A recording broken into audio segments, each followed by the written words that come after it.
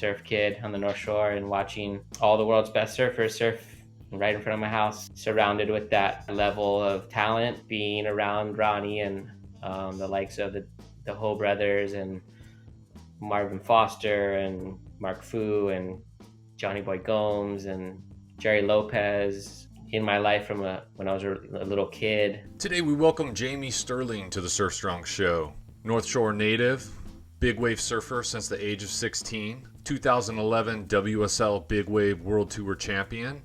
He now runs Jamie Sterling Surf Experiences, taking people onto the North Shore, imparting his experience and expertise. He also travels with surfers throughout the world, searching out waves, imparting his knowledge. We talk about what it took to prepare for his big wave challenges, what he does now, his upcoming Molokai to Oahu paddle race. Let's get to our conversation with Jamie Sterling. I'd like to remind you to like, comment, subscribe to this and all of our episodes of the Surf Strong Show wherever you get your podcasts. For all show notes and links that we talk about in the episodes, you can go to surfstrongfit.com/podcast for this and all the past episodes. Thanks for joining us. It really means a lot. Jamie, thank you for being on the Surf Strong Show. I really appreciate you taking the time to be on today. Yeah, thanks for having me, Greg. Happy to be here to have a conversation with you today. So we kind of jump right into it. I really like to hear how surfing came into your life, and just maybe talk to me a little bit about just like your early years, where you grew up, kind of how the ocean and surfing kind of came into your life. So yeah, I was blessed to grow up here on the North Shore of Oahu. Born in '81, so I'm 42 years old now, and we always lived either like right on the beach on the North Shore or a couple houses back from the beach. So my dad was a surfer from Manhattan Beach, LA. Moved here right out of high school to go to college. Ended up on Kauai, and then he ended up on the North Shore after Kauai.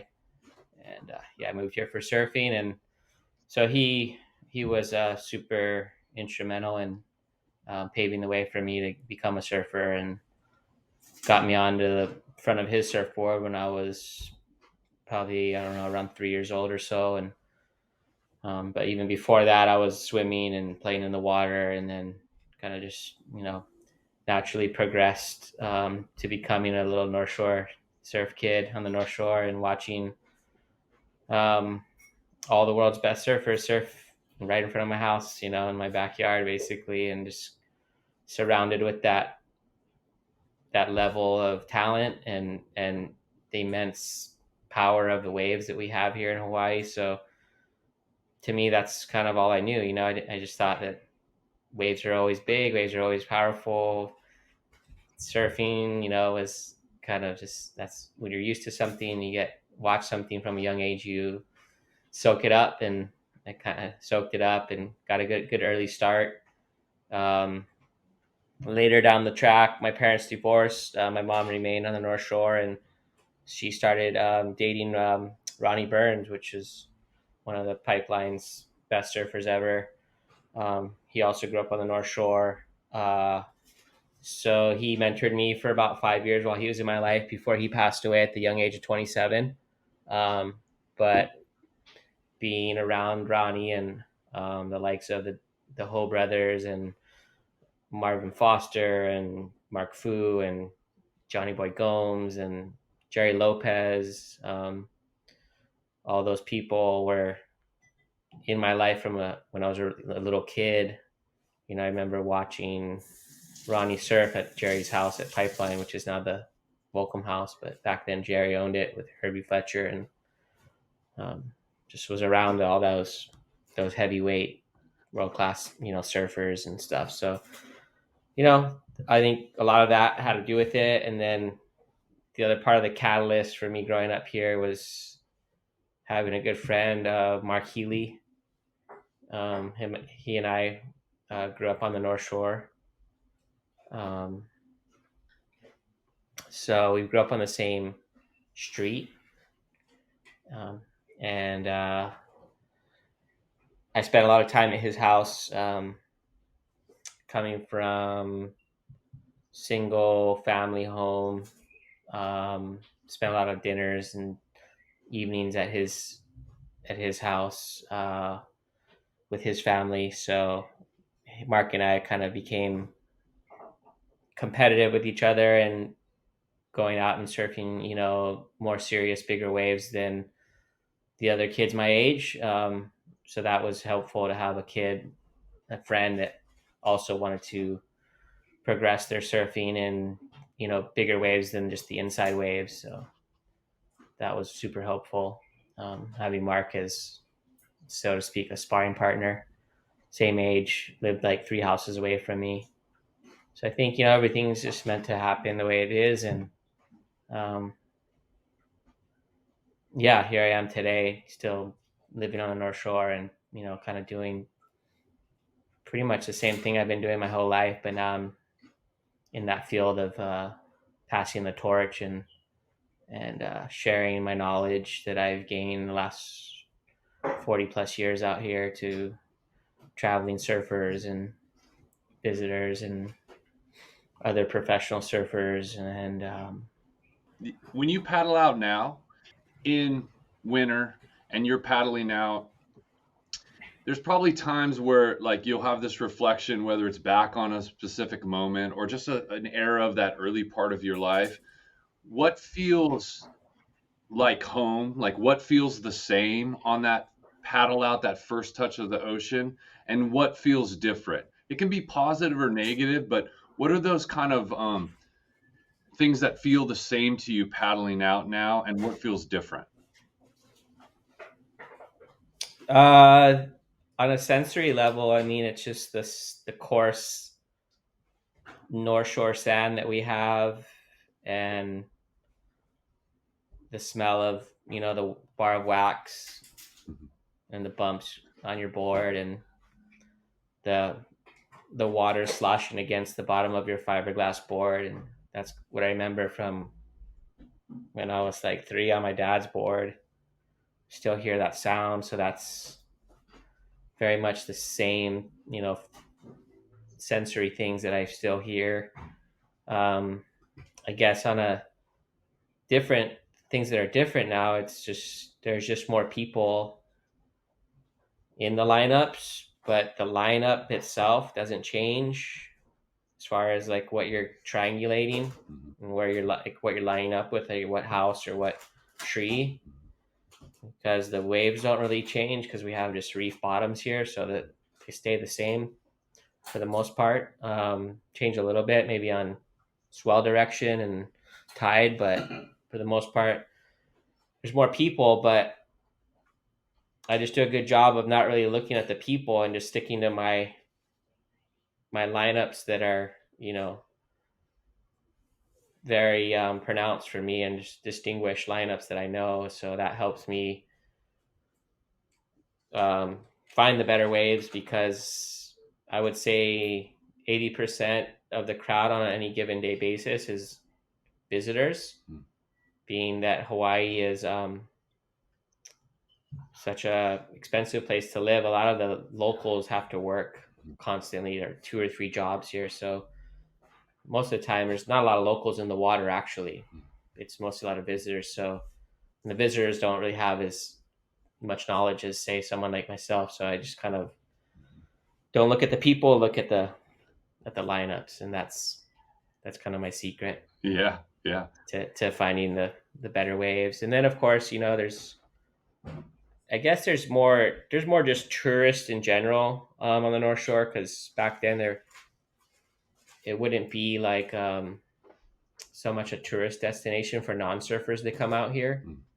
They would always just stay in Waikiki, but now it's kind of like um, it's a bucket list item to come to the North Shore now.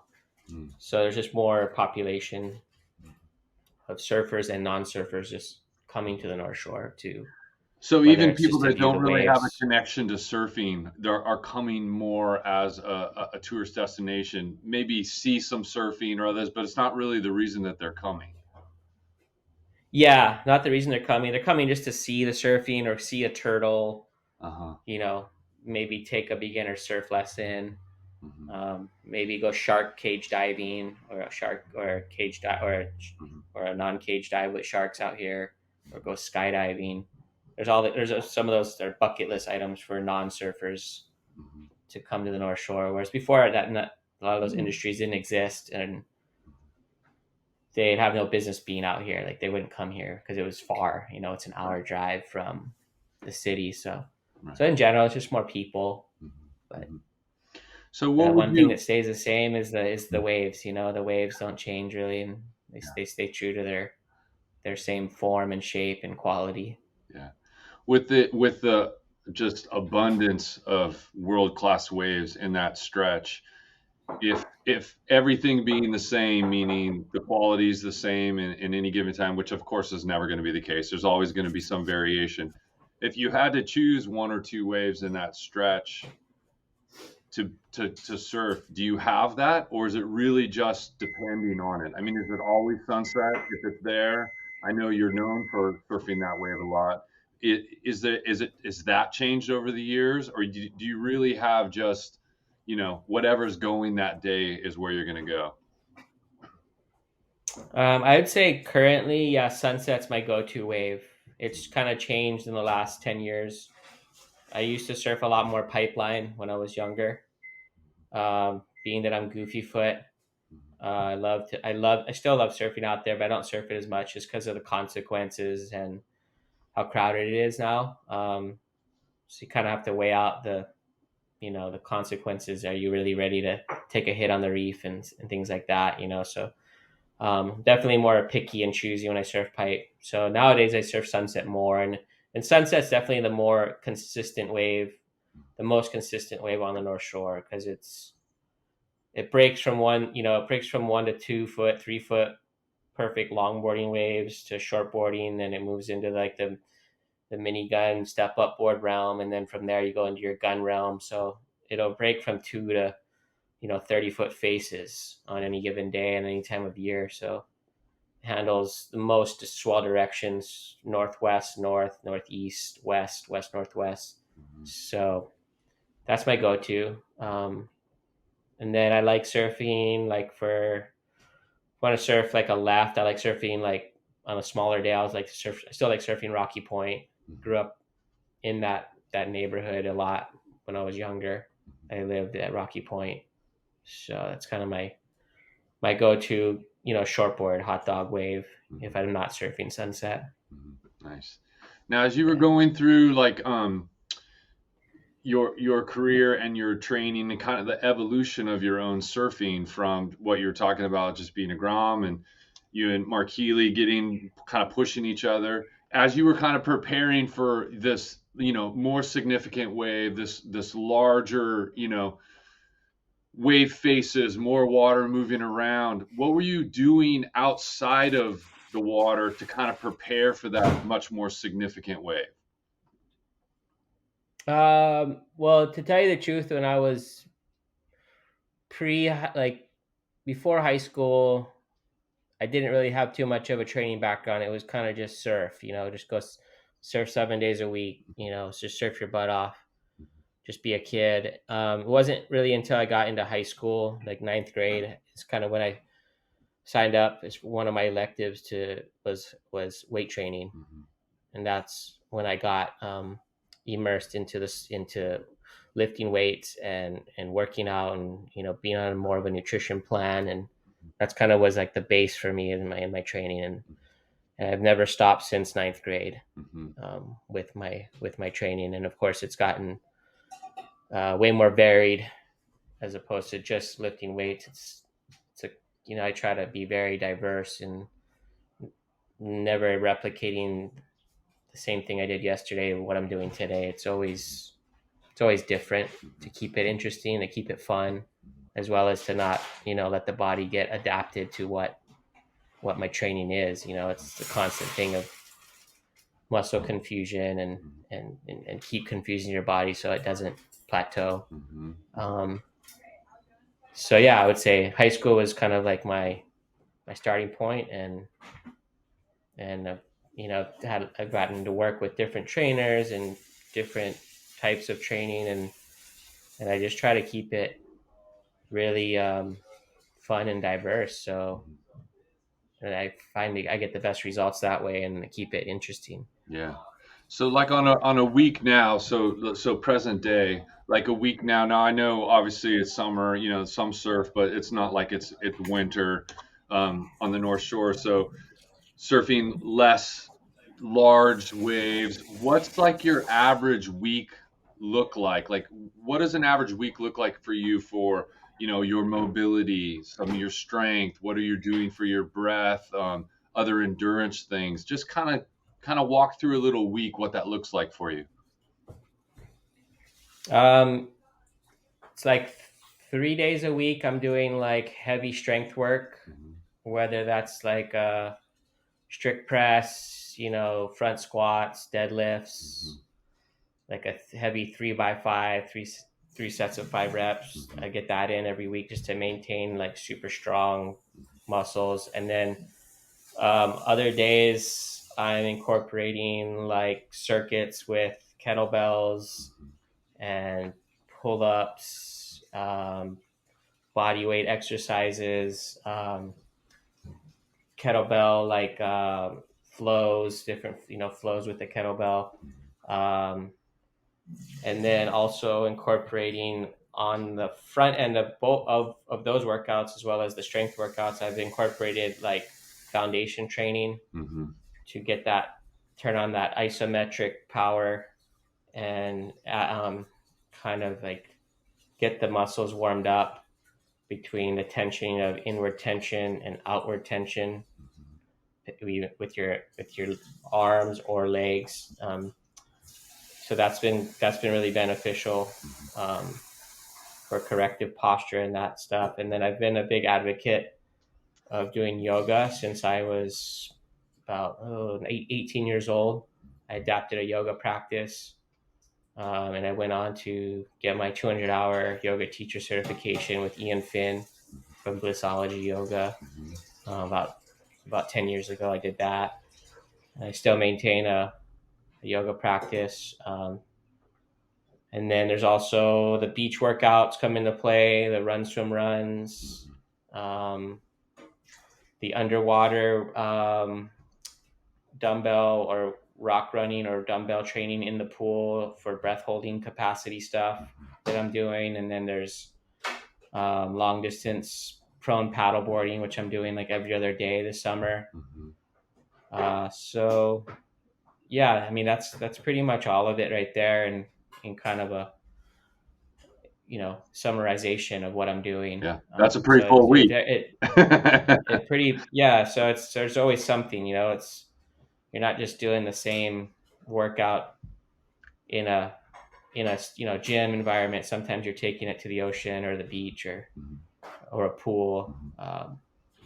And then it's not just yoga; it's foundation plus yoga. So the foundation and the yoga um, are very helpful uh, for mobility and just to kind of tap into your body and go inside and see what needs attention after you've strained it with heavy lifts or a CrossFit style kettlebell workout with barbells or power cleans and things like that. So yeah, keep it, like I said, it's about just keeping it fun, because once things aren't fun, then it's becomes unmotivating and then you just don't do it. So you got to stay motivated first and foremost to stay on your fitness routine.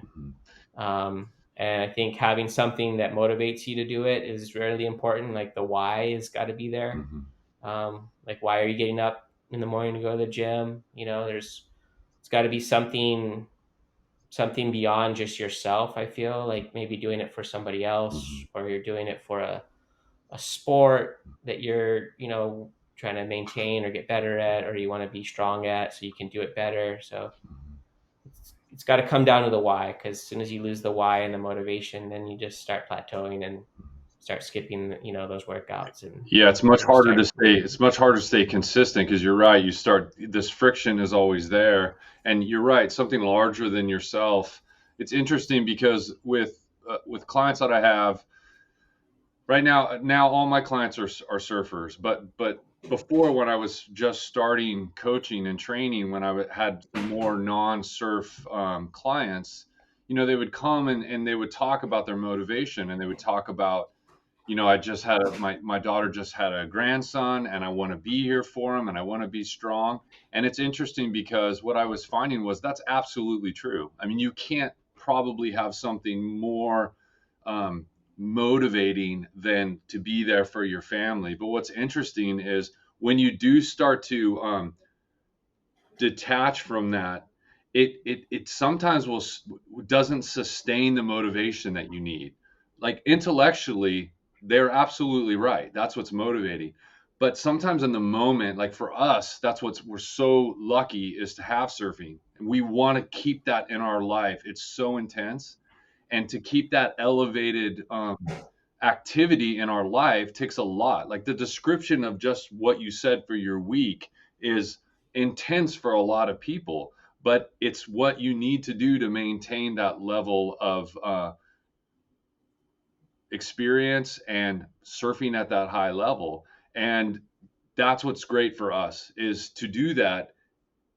Family and your own health and everything below it gets to come along for the ride, and surfing is what keeps us motivated. So that's really great. And for those that Jamie was mentioning foundation training, and you can go back. I had Peter Park on the podcast a few episodes ago, and that was great. He helped with Dr. Goodman to create foundation training, and to go back and listen to the Peter Park episode for anybody interested in it is phenomenal. He's a phenomenal athlete and an incredible coach and trainer.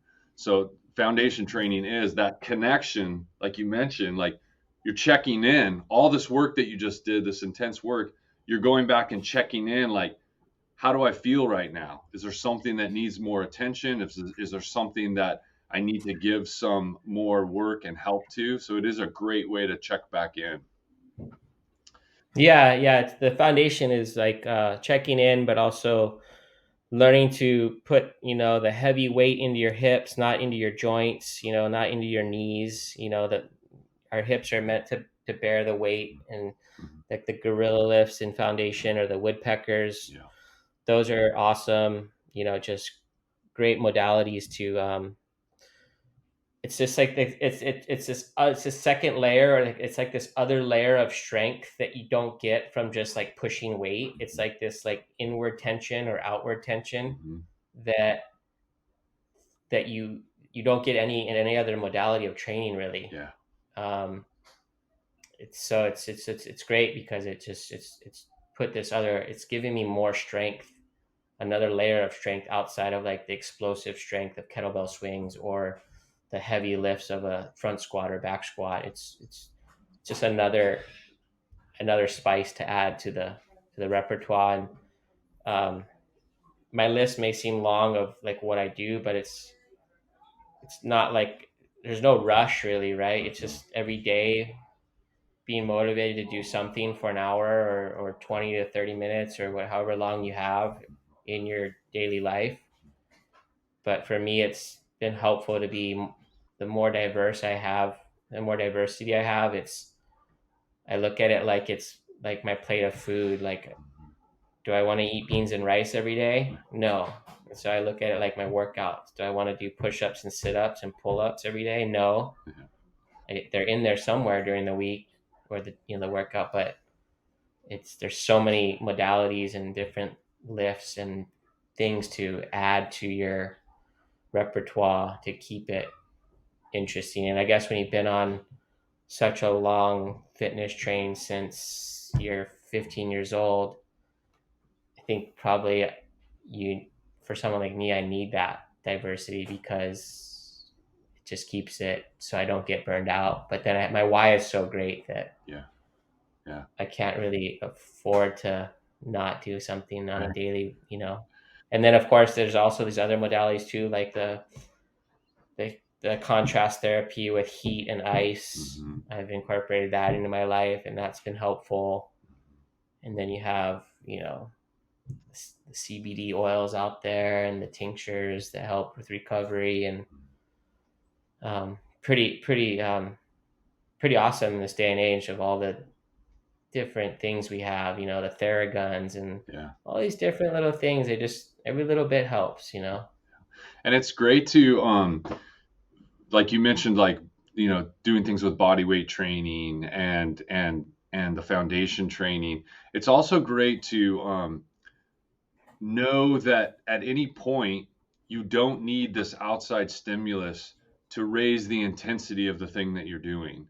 Um, that both is empowering. You can internalize and raise, like you were mentioning some of the forms. Like when I have people do, like for the first time they get introduced like to the founder, and I'm like, okay, hold this right here, Hmm. contraction without tension, be there in that place, and you can just see it. Like Hmm. you can just see them starting to shake, and it kind of dawns on them like, oh wow, like to keep this intensity without tension and to stay focused.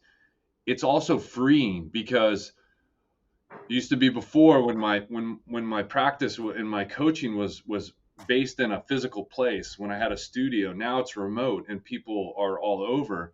What that did was, it used to be, oh, I'm going on this trip, so I'll see you when I get back. And I always was working on, like, no, it doesn't stop. Like wherever you are going, wherever your body is, that's where your program is. It's right there. Every time Yeah, you wake up, that's your program.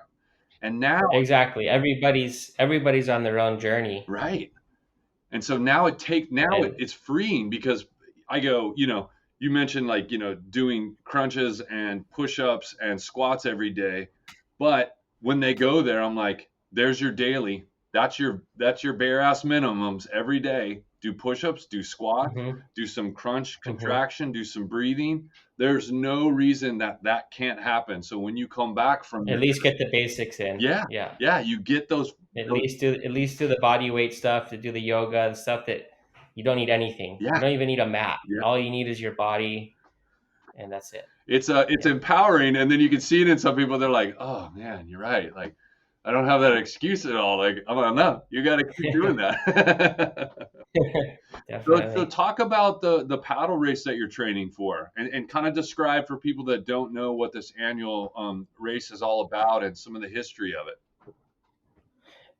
This race in Hawaii, and I think around the world, is one of the most famous, sought after races. It's 32 miles. It starts on Molokai and goes to Oahu across the Kaiwi Channel. It's the same channel that the late great Eddie Aikau lost his life when they set sail on the Hokulea boat. So it's a pretty intense current, very high currents, really high surf, high choppy, rough channel. So it's mostly a down. It's a suppose. I mean, as long as the wind cooperates, it should be a downwind paddle. And It's really fun if the wind's correct. You're riding waves and chops for the most part, and linking the bumps together as you would on a paddleboard race in choppy water. I'll be on a 12-foot board, and I'm going to be doing it with a partner. So it'll be like a relay. So I'll paddle for 30 minutes, and then we'll switch, and he'll paddle for 30 minutes. Colin Steinberg is joining me. He's a Hawaiian City and County lifeguard, and so we'll just be partnering through that. And I've done it. I've done it once, Mhm. and on a stand-up paddle, I've done it about 10 years ago with a partner. Tucker Ingalls did it with me way back when, and that was really fun on a stand-up. So this will be my first time on a prone board, um, and it's been good. It's been giving me another why and another motivator this summer. Being in Hawaii it's pretty small, and a lot of flat days on the North Shore. Um, so it's been giving me that extra Y factor to stay fit during summer, and that's just only going to make me more prepared for this coming El Nino season that they're forecasting. So I looked at it like it's a good summer to partake in this channel crossing because I'm gonna get super fit, and it's gonna just roll right into, a month later. It's September, and then that's kind of when we start to get our first few swells on the North Shore. So it's been a good thing that just can keep me on track. Yeah. What's the average time it takes to do that 32-mile race? Depending on what board you're on, I know, Jamie Mitchell was like the king of this race for like 10 years in a row. He won it many times. There's been other guys since him and before him that are dominating the sport. So it depends, like those guys are on like, I think 18-foot boards, so they're generally faster. They're on a bigger craft. I think those guys are coming in at like 4.5 to 5 hours, Wow. the fastest guys. I'd say average time is probably more like 7 hours. 6 to 7 hours is like average, but there's stand-up paddle boarding. This year there's foil boarding. Wow. So those guys will do it in like 3 hours probably. The Like foil you board said, if the guys. wind's cooperating, right, they're just riding those swells as best they can on those foils. Yeah, so they'll be riding the big high aspect, super large foils. So they'll be the fastest, and then after that it'll be probably the 18-foot prone or the 18-foot stand-up paddle Wow. teams, or guys that are doing it solo. Um, I'm not an elite paddler in the paddling world, but I'm hoping to finish around 6 hours or so with my partner. It's kind of my goal. Yeah. So we'll see how we go. Yeah. Yeah. That'll be fun. Now, when's that coming up? What's the date for that? That's July 30th. Oh, So wow. we're just a few weeks away. Oh, all And right. I've been training since paddling since the end of April, every other day for this race. Now, is it kind of Feeling good. is it Body's feeling good. nice? Is it kind of like how like I've done some triathlons and I've trained some people that were doing some marathons where you're kind of extending out the miles that you do. You never maybe fully reach that 32 mile capacity between you and your partner, but are you starting to kind of like, is that how you kind of did it? Kind of stack more miles on each week? Mm-hmm. Mm-hmm.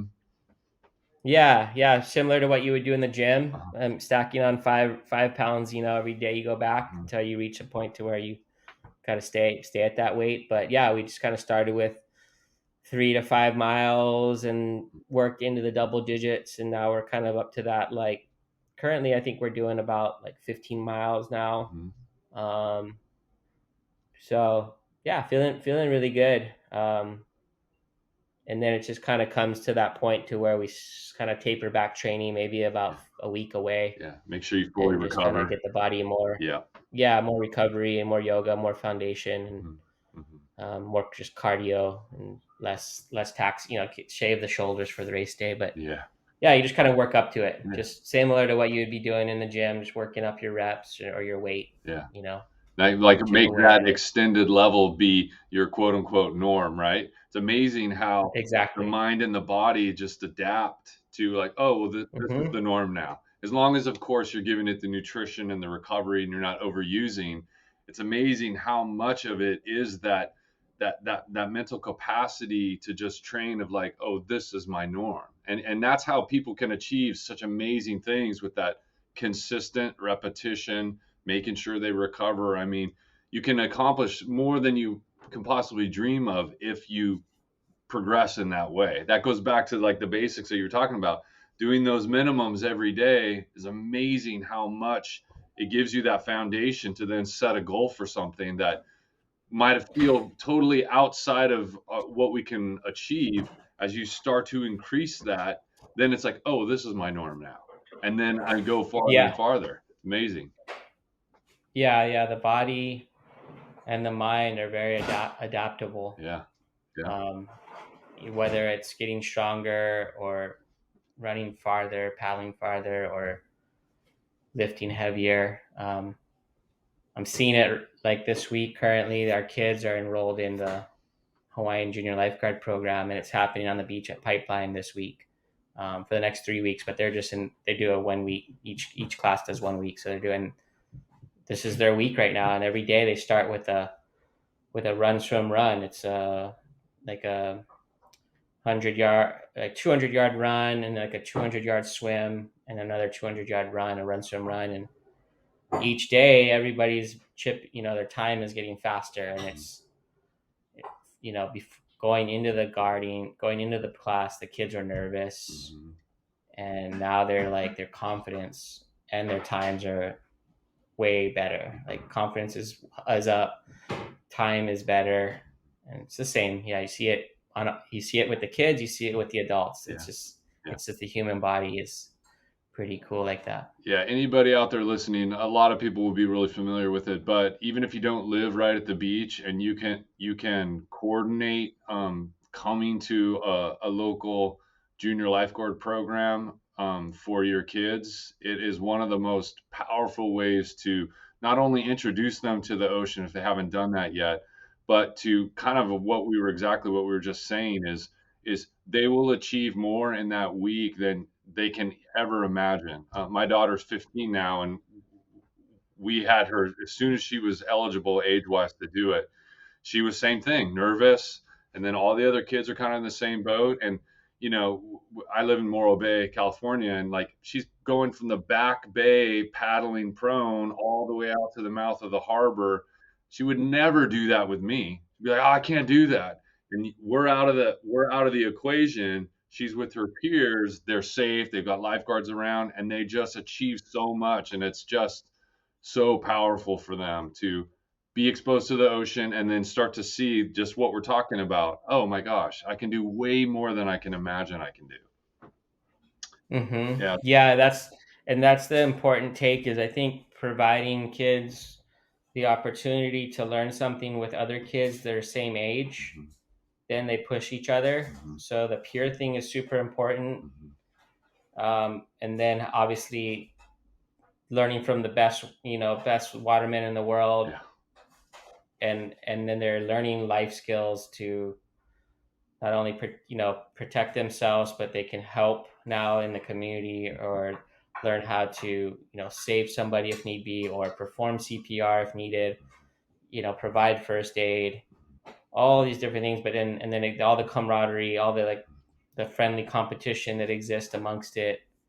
It's definitely one of the better programs that I've taken. I'm a a graduate from the junior lifeguard program here on the North Shore. I took it when I was young, Right. and And I'm now sure, to I'm see sure my you kids do remember it. the memories from it. I'm sure are very stark. Yeah, and I'm showing up there in the morning, doing the workout portion with them in the morning. I'm doing the run swim runs, and it's bringing back the same maybe emotions I once felt when I was 12 years old. That's pretty fun. That full circle is just that stuff is just so fun.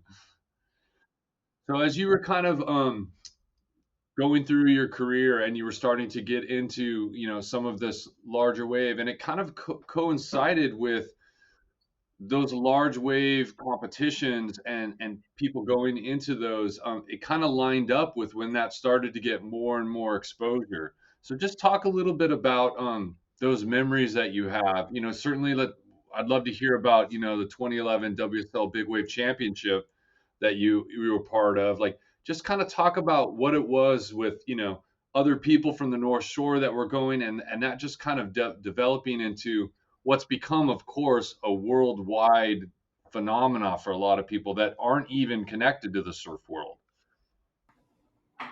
Yeah, the big wave thing, I think it appeals universally, just because it's so inspiring. Looking at images or videos, like when you see a huge wave, I think a non-surfer is excited to view that footage, and watch that footage, just because it's kind of that gladiatorial man versus nature um, film, Mm-hmm. and everyone loves to see humans being challenged in the most you know powerful way.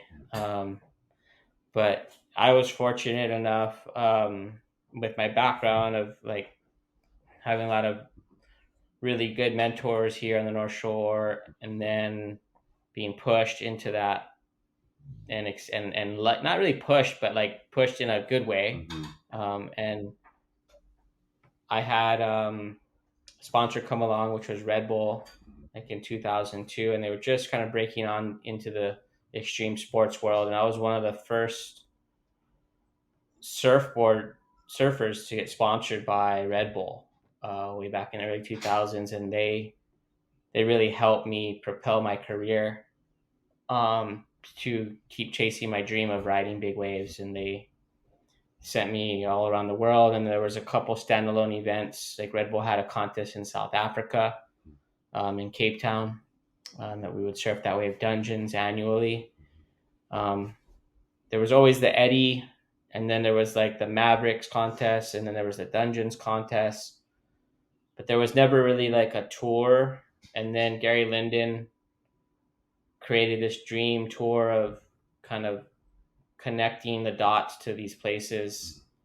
And there was Chile and Peru, a spot in Oregon, Lincoln City, and El Scott Reef was on it, and then Mavericks was on it, and then fell off of it. But there was good amount of contests to actually have a tour, and it was 24 guys, 6-man final, 6-man heats.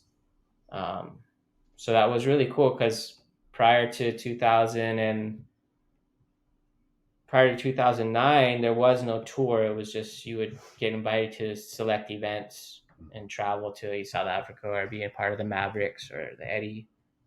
And then, yeah, Gary formulated this really cool tour, and Carlos Burley was the inaugural winner. He won the first one. I won the second one in 2011. Peter Mel was, I think, the third, and then I think it was Greg Long or Twiggy maybe the following year. But it was just up until that point before the tour, I kind of just made my living or my keep with my sponsors by more like marketing and videos and photos. I didn't compete a lot, maybe once a year at the Eddy if that happened, or the Mavericks or the Dungeons contest. But I didn't do a lot of contests, but came second nature for me to compete in big waves because that's just where I excelled. That was kind of my niche in the surf world, and that's kind of what separated me from other kids my age to get to where I am today. Was I found my niche, I found my real passion where I really excelled.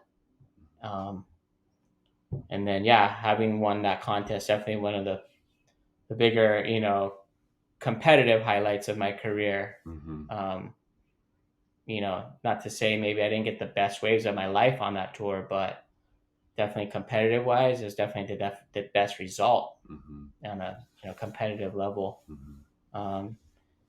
Yeah, and then I don't know. Unfortunately, I think years to follow, the WSL kind of came in and almost, I don't know. It seems like they almost like buried it because now it doesn't really even exist. Unfortunately, they have a Nazare tow event and one event at Jaws, so it's not really like a tour anymore. But hopefully, I don't know. So one day maybe they can bring something back that was so cool and grassroots like that, because I think a lot of the big wave guys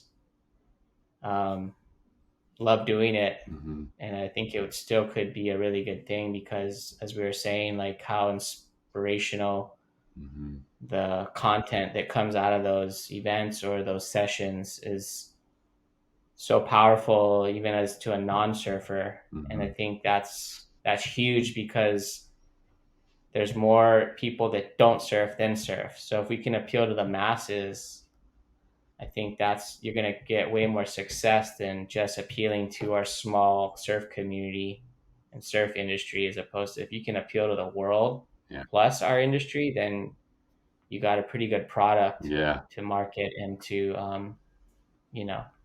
to show, around the world and all that. But I'm not, I don't really have anything to do with it anymore. Nowadays, I'm parlaying all my knowledge into the clients and the people that hire me for, whether it's training to get stronger or just to be safe while they're on their vacation here in Hawaii.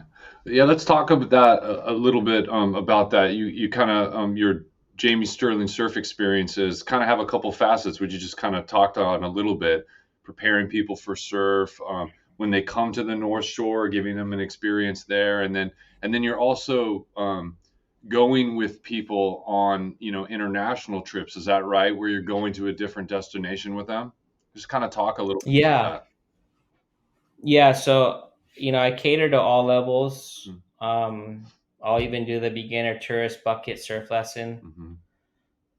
Like come to Hawaii, learn how to surf. I don't really feel people really learn how to surf. It's more just like a Yeah, experience you're because introducing them to this amazing I'm thing. Yeah. introducing them to this amazing thing on a 10-foot or 11-foot soft top, and it's like I call it valet surfing. Like I'm Yeah. telling you when to paddle, I'm pushing you in the wave, I'm telling you when to stand up, and then I'm coming in to like help you get back out if you don't have the muscle strength to paddle back out. Yeah. But so I cater to that, but I also cater to the most extreme toe surfing session you might want to do. So it's from like A to Z. Like I offer all services and everything in between. If you want to go surf sunset on a 10-foot day, like, and you have the experience level to do it, or so I'll take you out there if I feel you're fit enough or deemed good enough surfer to go out with me, and I'll take care of you, and I'll show you my lineups and help you catch the waves of your life.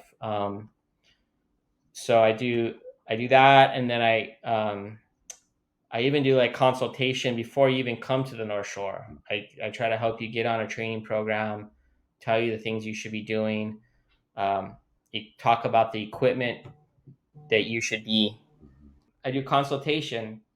You want to come to, you have a trip coming up in the fall, or let's just say you have a trip coming up in September. It's July right now.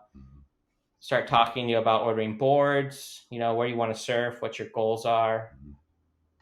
A lot of your boards, if you're from, let's just say California and you only surf small waves, but you want to surf sunset this winter, I'll suggest ordering a board from a local Hawaiian shaper that's been shaping boards for sunset for decades, and you don't have to travel with it. It'll be sitting here when you get here and you'll be on the right equipment. What's your training program like? I'll suggest, you start doing X, Y, and Z. What's your diet looking like? Suggest some diet, changes. That way, at least when you get here, you're as prepared as you can be without being here yet. And then once you're here, then we can even fine tune things even more, and we can work one-on-one together, at my gym or in the water together one-on-one. So it starts now, and the planning starts now. But yeah, I do one-offs too. Like if you contact me and you're already here, and yeah, I'll be happy to take you out and take you to the best waves on the day, wherever they are for your level. So it's a very tailored experience to the client's needs and to what their goals are and what their surfing abilities and fitness abilities are on the day that the booking happens. Yeah, It's not a one size fits all at all. It's very tailored. it's also customized. powerful too to what their expectation is of something, or what their own perceived experience level is, and then they get hit by the first wave in Hawaii and they're like, oh yeah, this is completely different. So you're keeping them safe, not just safe, but also the ability to have a progressively better experience, because that first Hawaiian wave that hits them is a wake up call. Definitely. Yeah. Being in Hawaii for your first time, if you've never been, it's the waves hit harder here, No doubt. they move faster here. We don't have the continental shelf that the United States has. It slows it down before it actually hits the sandbar, hits the reef there. They come in faster. That's why foam is your friend, riding a thicker, wider, longer board is going to be more beneficial to you, especially if you don't know the wave. There's guys that have been surfing here for decades and they know the wave, so they already have the upper hand on you. So you can't bring a knife to a gunfight. Yeah, absolutely. So yeah, fitness and equipment that goes hand in hand with it all. So I'm here to help you, not make the mistakes that most people make, without consultating with an expert like myself. Yeah. So, you're just going to have that much more of an enjoyable trip. Plus, you're going to get that many more memorable waves, and you're not going to be wasting days looking for waves and not knowing where to go because the wind switched and it looks onshore at sunset, but I know exactly where it is offshore down the road. a lot of little nooks and crannies and a lot of little changes of where that's at makes all the difference. It's an island. You can go a lot of places. Yeah, it's an island, and there's always offshore waves, and your days are numbered here, right? You may only have 4 days, and you don't want to waste any of them. So it's kind of what I'm here for. Is to not waste any of your travel days and just get you the best waves of your life while doing it safely, Yeah. under the watchful eye of myself and my friends. I also incorporate other friends into the program that help me if I have larger groups. So it varies. It can be one-on-one privates, or if you have a group of friends, I bring in other guys of my caliber to help watch. And then I also have jet ski services, water safety services for the outer reefs, tow-in, um, foil boarding excursions.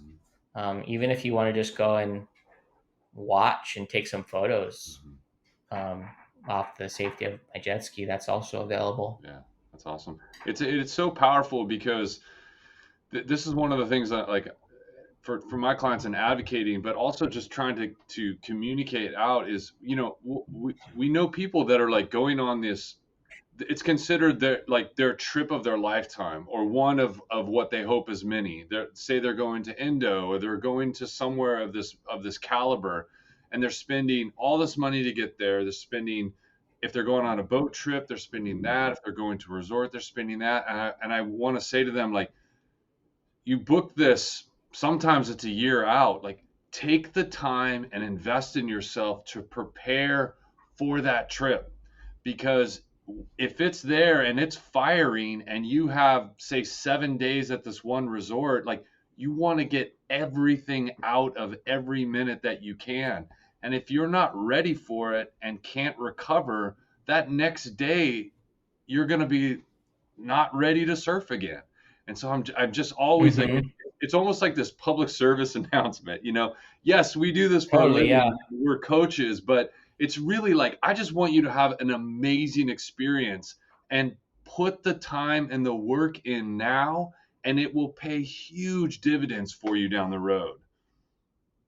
Huge dividends. I mean, even for myself, it's 80% preparation, Yeah. 20% spent time in the water. The rest Yeah. of the time it's preparing, like this race I'm doing. I've been preparing since the end of April, and it's going to be spending months of this, and it's going to be 5 or 6 hours of paddling, and then it's done. But I've spent countless hours to get ready for those 6 hours that I'm going to be racing. And it's the same. It's everything that I've ever done that's been a great achievement, Mhm.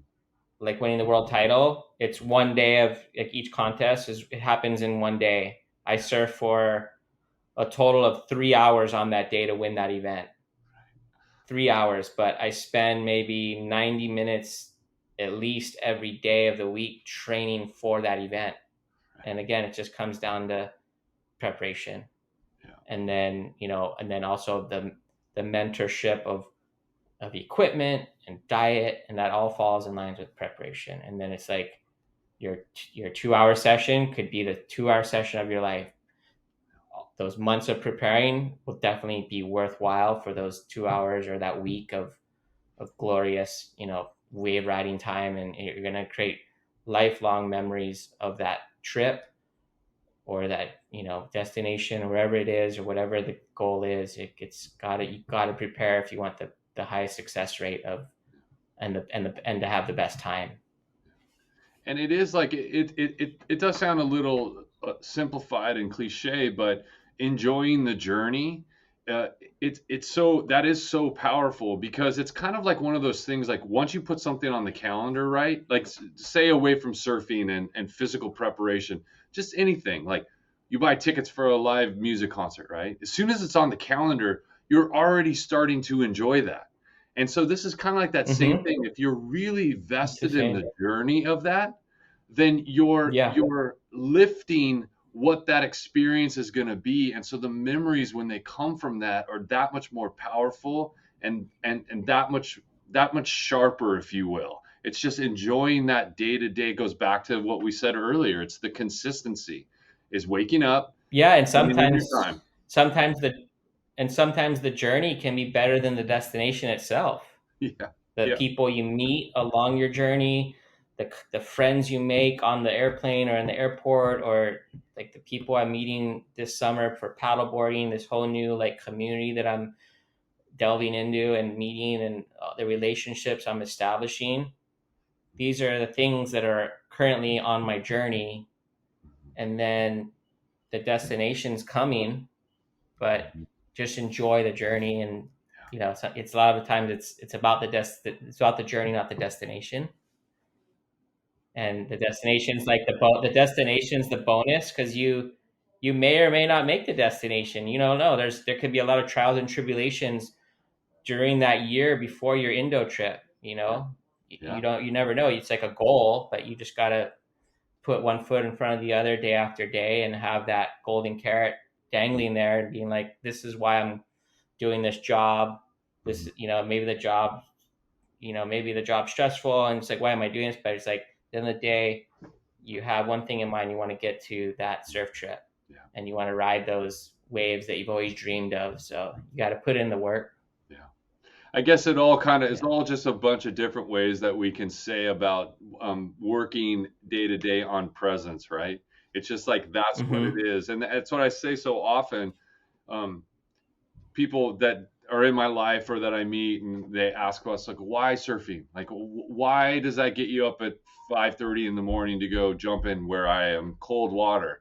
I kind of always struggled with how to explain that. How do you explain this experience to somebody that's never experienced before? And what I've come down to realize is it I know when I get in that water, waves are just the bonus. It's just being in that connected to the ocean.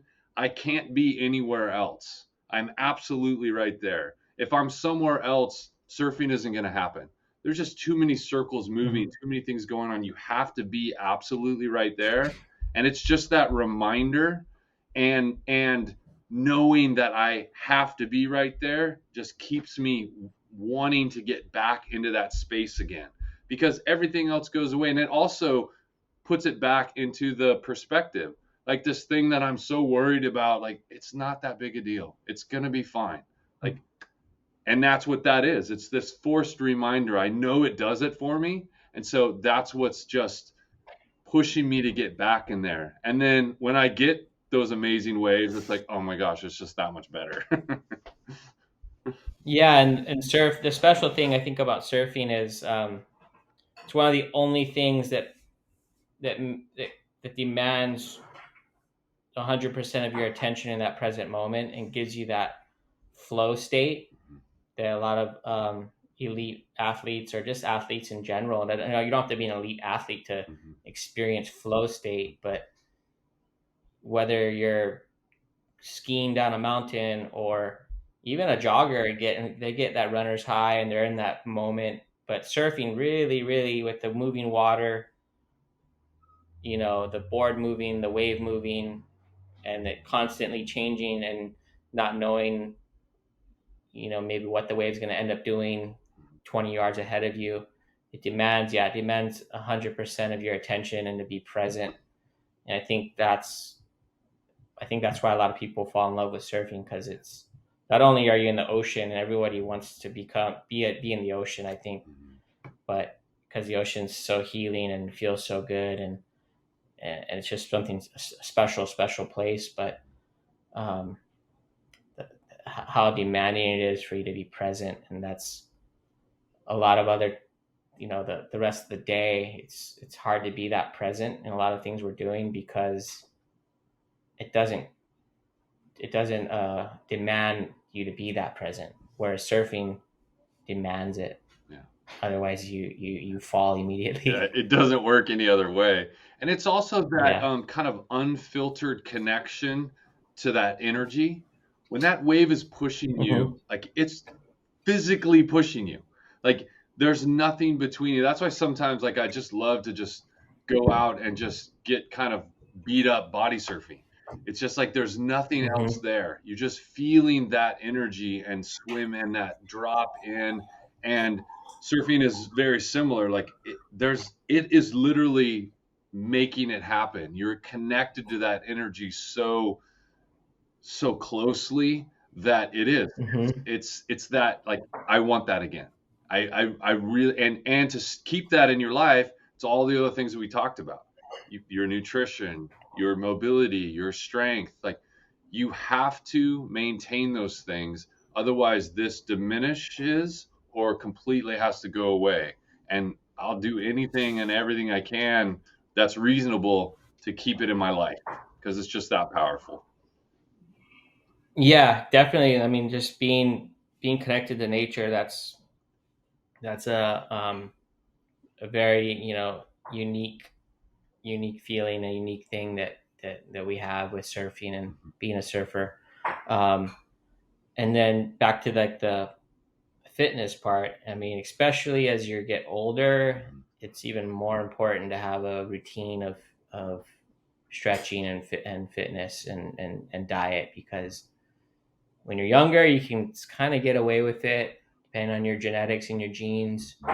But definitely as you get older in life, if you want to maintain um, really good health and be around for your children and be able to keep up with your children, and just to wake up without the minimal aches and pains that a lot of people experience because they've neglected a healthy lifestyle. It's so important as you move into the older years of life to establish a routine of all those things.